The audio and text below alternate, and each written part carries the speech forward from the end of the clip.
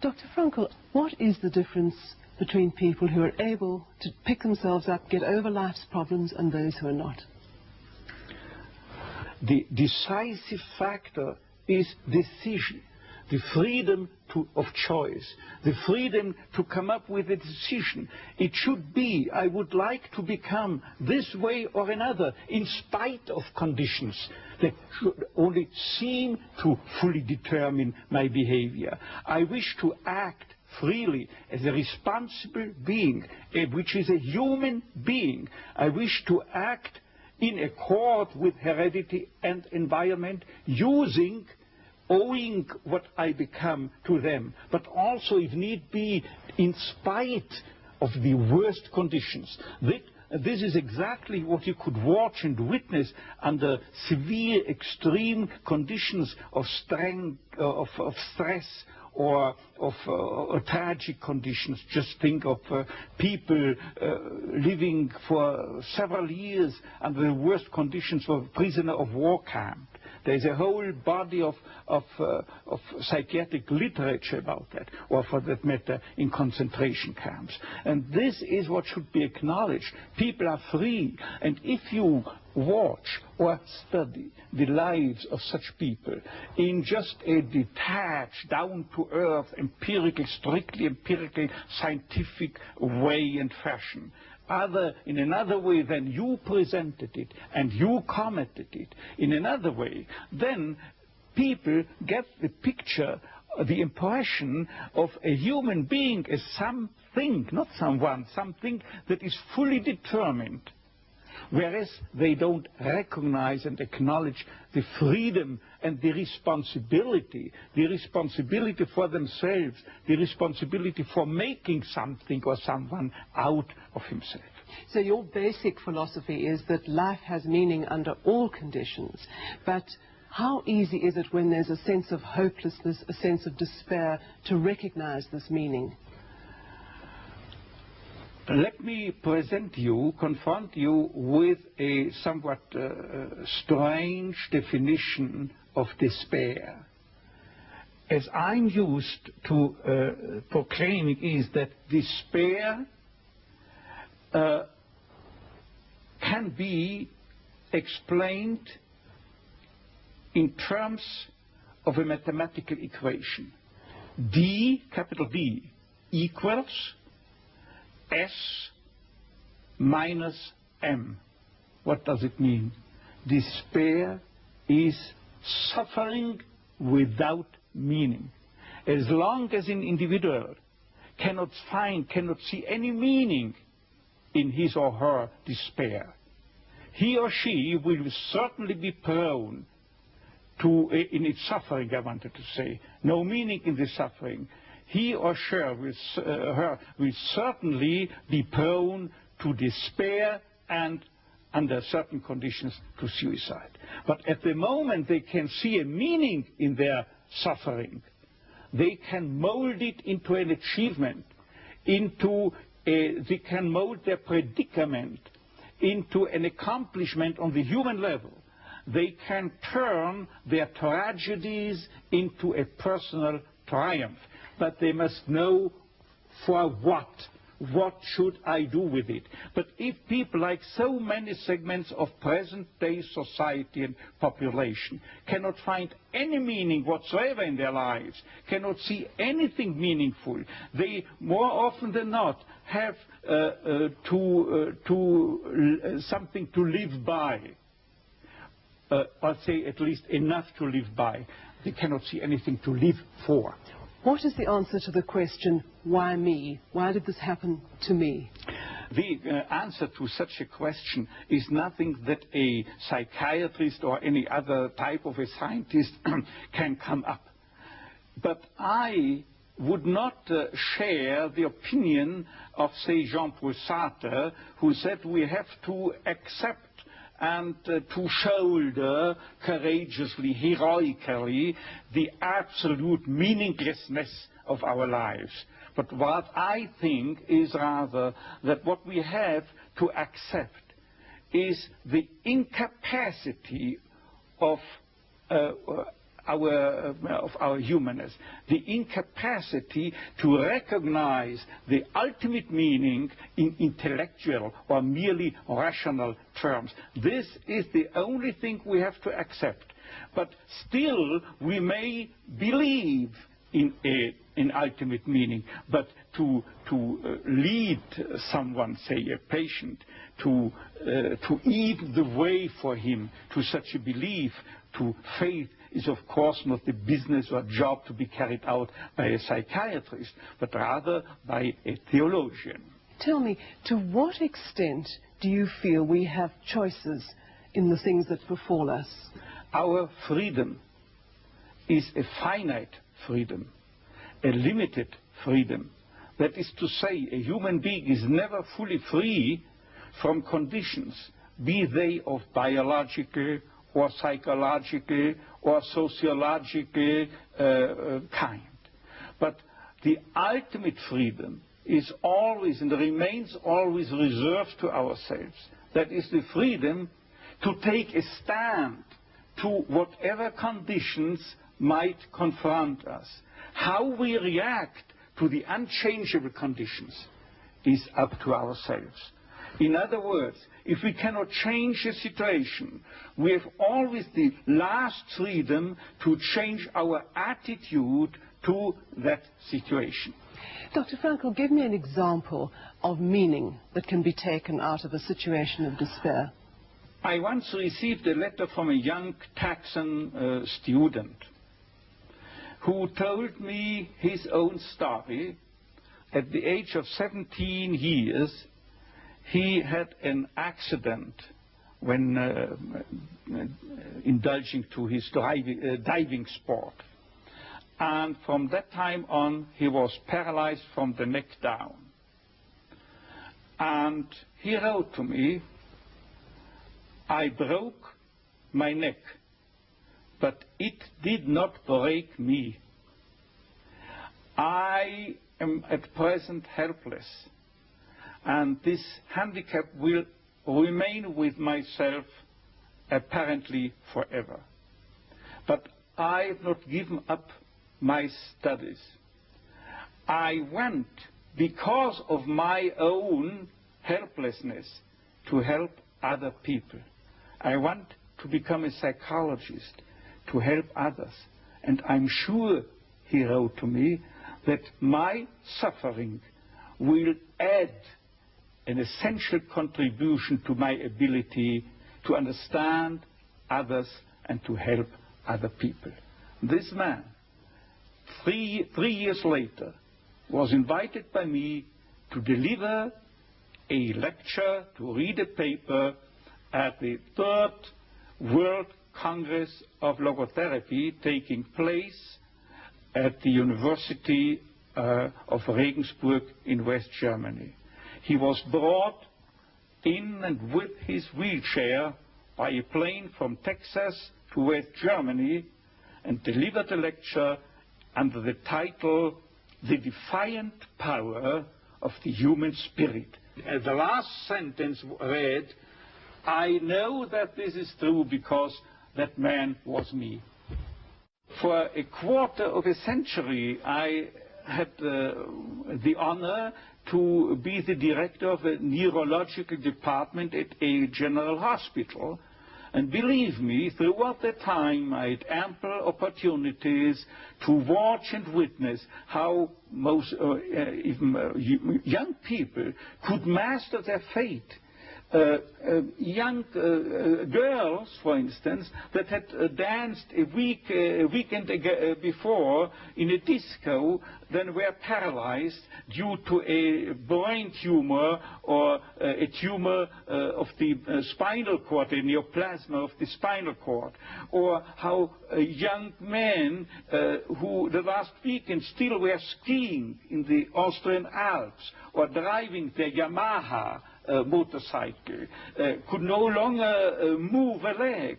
And I've seen people who were amputated. All 4 extremities had to be taken away due a certain case, what I have in mind, due a high voltage electric accident.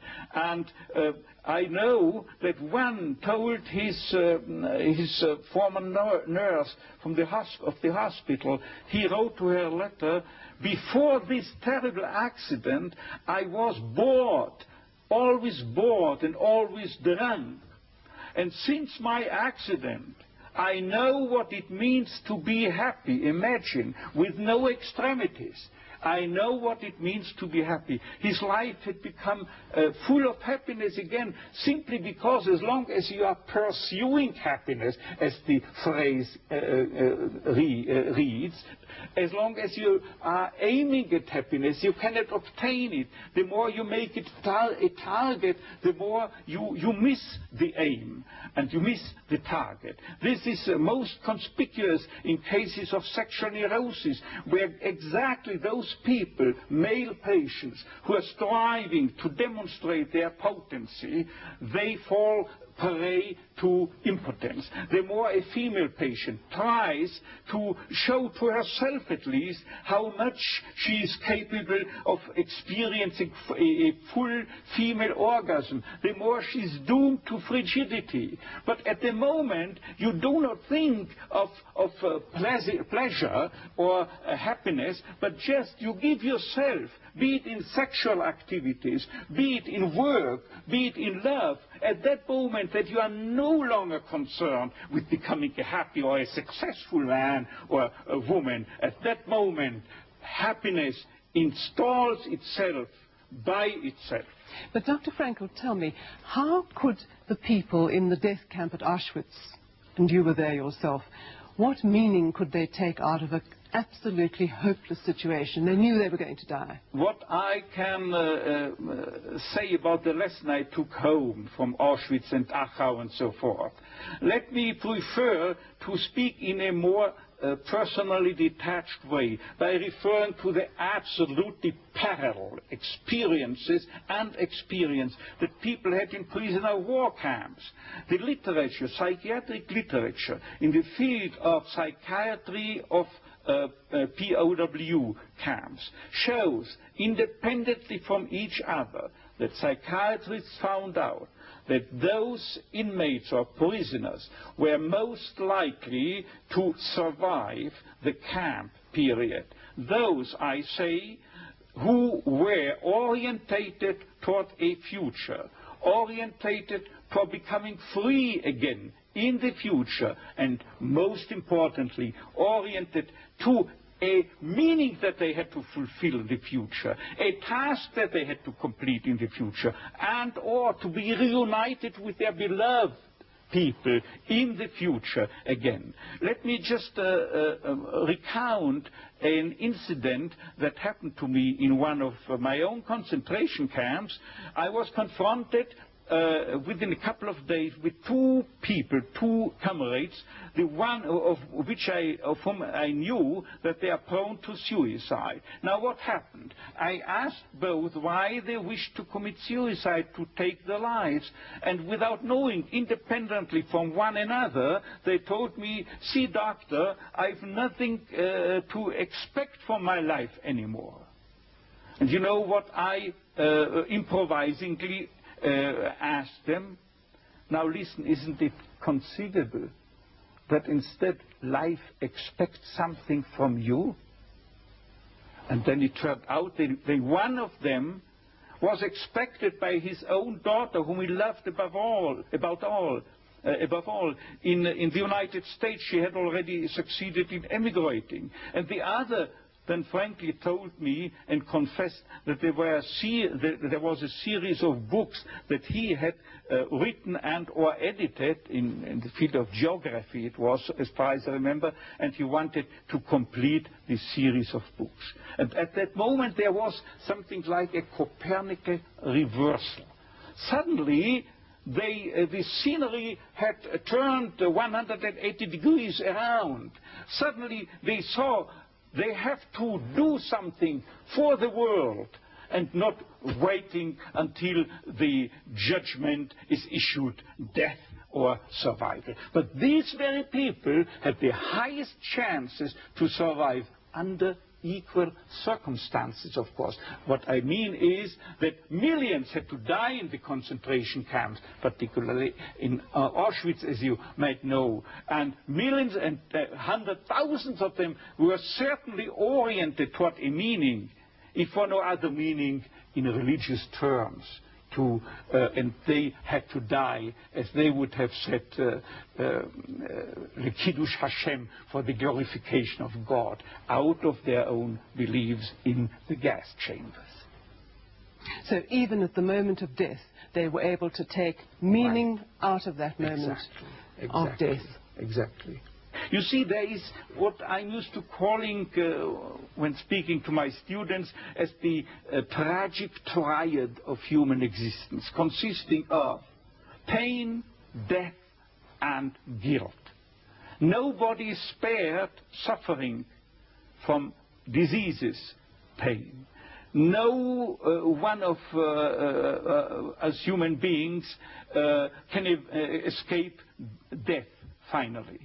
And there is no one who could keep himself free from guilt. It is not possible. But always, as I put it before, always suffering, tragedy can be turned into a triumph, into a human achievement.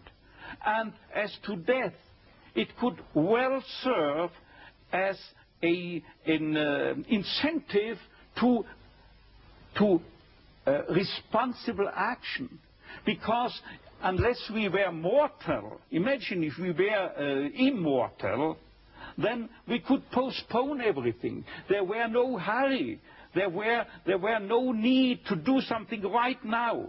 But there is a wonderful word of an author who has not written but said it about 2,000 years ago. You find it in the Bible. It is Hillel, Hillel, who once said, if I'm not doing it, who will do it? If I'm not doing it right now, when shall I do it? But if I'm doing it only for my own sake, what am I? This means no really human being. Because a human being is not someone as psychotherapeutic systems depict the human being. He is not someone that is concerned primarily and originally with complexes, conditions, conflicts, and problems going on within his psychological system, intrapsychically, as it were. But normally, fundamentally, originally, primarily, basically, any human being is concerned with something out there in the world, is concerned with someone out there in the world, a work to do, a job to complete, a task, a meaning, a mission in life waiting for him exclusively, to be materialized, to be actualized by him and by no other person. Right now, who else if not he? And finally, this he doesn't do for himself, for his tranquility, for his discharge of tensions, for his inner equilibrium, for getting rid of the stimuli or of the superego which is dissatisfied, or obeying the father image. But he's doing it for the sake of a cause to serve, or another person to love, and not and never for himself only. Thus, this is what man can do. And imagine if he were not mortal, then he could postpone everything. There would not be the 1/3, the 2/3 of Hillel's dictum. There would not be sense in the formulation when, if not now, because he's immortal. To get back to suffering and despair, sometimes it seems that some people seem to have a much heavier load than others. Do these people not feel after a while, can I still continue to take meaning? You wouldn't believe it. it comes to mind that there is a specific statistical, strictly empirical study that was published a couple of years ago by two famous psychologists. And it turned out, by way of not only of statistics, but by test batteries, that people prone to death, who knew that they were dying soon, had a higher sense of meaning than normal populations. And if I tell you the story that the dean of the School of Nursing at the University of Texas, in the Texas Medical Center in Houston, a famous center, she wrote me of a case of a young girl, very young girl, 17 years of age or so, who was paralyzed totally, also up to her neck, and could only, by use of a mouth stick, type letters. And Dean Stark, that nurse, told me within 3 lines, I remember this letter, she told me that that girl is reading newspapers day by day, watching television, and as soon as she comes across an individual in a tragic life situation, she types with the mouse stick on the typewriter letters offering them consolation and comfort. And she has some credibility, believe me. And she, the Dean Stark, says she's full of confidence. She has a strong sense of abundant meaning in her life, while others who cannot see meaning under the best conceivable of conditions take their lives because they are frustrated. They are caught in an existential vacuum, in a sense of meaninglessness and emptiness. I have described it in a book of mine as soon as in 55.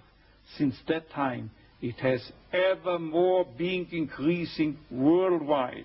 You find you are facing it not only in Western countries, you are facing it in the so-called third world, you are facing it in communist states, and communist psychiatrists also describe it in their literature.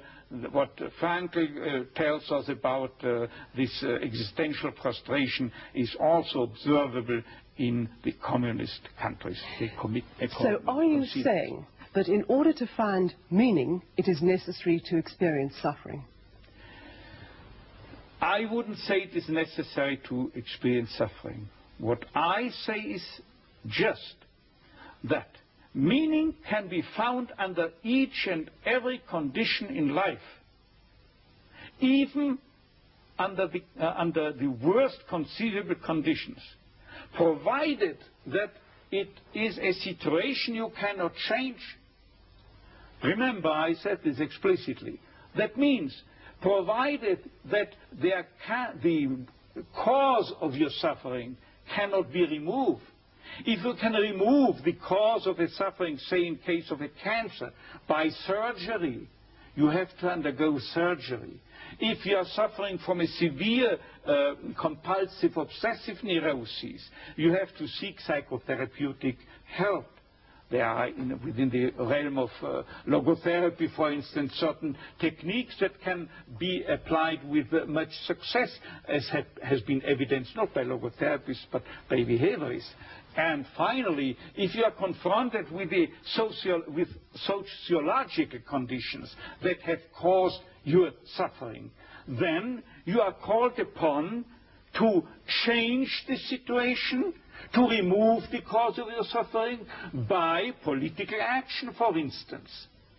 But in this respect, I would like to make another additional statement by telling you something that I, a couple of weeks ago, have told my professors and students forming my audience at the Karl Marx University in Moscow. I was invited by the prorector to stay there for a month and to lecture there on my teachings, but I had only time for 2 days.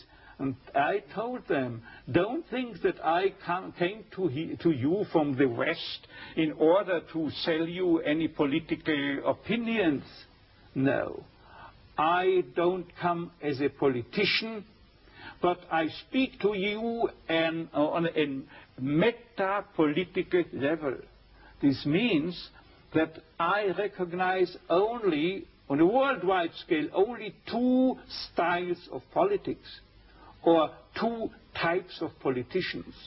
The one is he, the politician, who thinks that the end justifies the means, any means, while the second type remains fully aware that there are means that would desecrate even the most noble end. And they were applauding that and understanding. And so I don't come into any country with a preconceived political conviction.